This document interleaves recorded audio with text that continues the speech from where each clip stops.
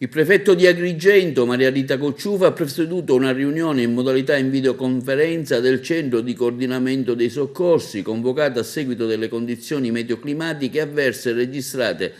nella serata di ieri e delle conseguenti situazioni problematiche verificatosi nelle vaste aree del territorio della provincia, tali da richiedere l'immediato e incessante intervento delle unità dei Vigili del Fuoco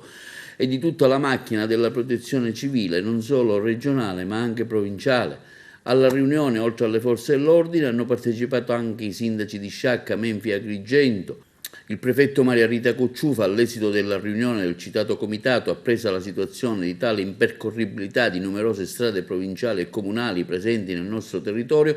ha rivolto un invito sentito a tutta la cittadinanza a limitare al minimo gli spostamenti per il tramite di tali collegamenti stradali, attesi gli elevati rischi di incidenti e il conseguente aggravio sulla macchina dei soccorsi già ampiamente impegnata. Allora, la situazione continua ad essere critica a Menfi e a Sciacca, però devo dire che tutti gli interventi fatti sono stati assolutamente efficaci, sono state tratte in salvo le persone che si trovavano in situazioni di pericolo, sono state evacuate purtroppo anche tante famiglie a Sciacca perché c'è stato il cedimento di un muro che è antistante 2 palazzi, però tutte le persone sono state sistemate o presso parenti o presso strutture alberghiere. Stessa cosa è successa già ieri pomeriggio a Menfi.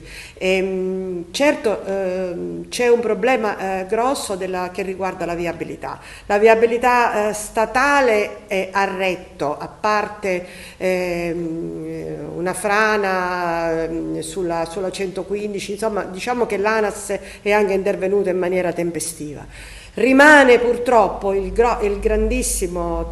problema della viabilità secondaria, che già è difficile in condizioni normali, che ha avuto veramente un durissimo colpo con questa pioggia di questi giorni. Ci siamo concentrati soprattutto su questo, quando parliamo di viabilità secondaria parliamo di viabilità provinciale nel suo complesso. Credo che non ci sia strada provinciale che non abbia subito danni, quindi io voglio fare un appello, ma è un appello, come dire, pacato,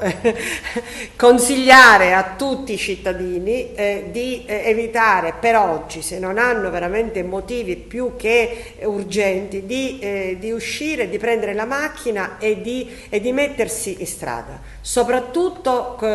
pensando di utilizzare le strade provinciali che sono ancora piene di acqua e di detriti. I primi interventi saranno fatti non appena la situazione meteorologica lo permetterà.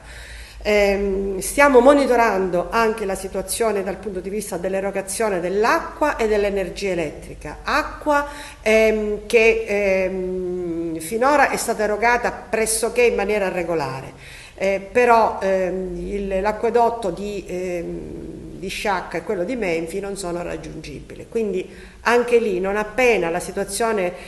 meteorologica lo permetterà si interverrà anche con mezzi adatti, ma allo Stato non è ancora possibile. C'è ancora un problema con Enel, alcune utenze, parliamo di 600-700 utenze sempre nella zona sempre di Menfi e di Sciacca e qualcosa anche su Agrigento, ma anche qui Enel sta lavorando, i mezzi e gli uomini ci sono, il problema è raggiungere i siti.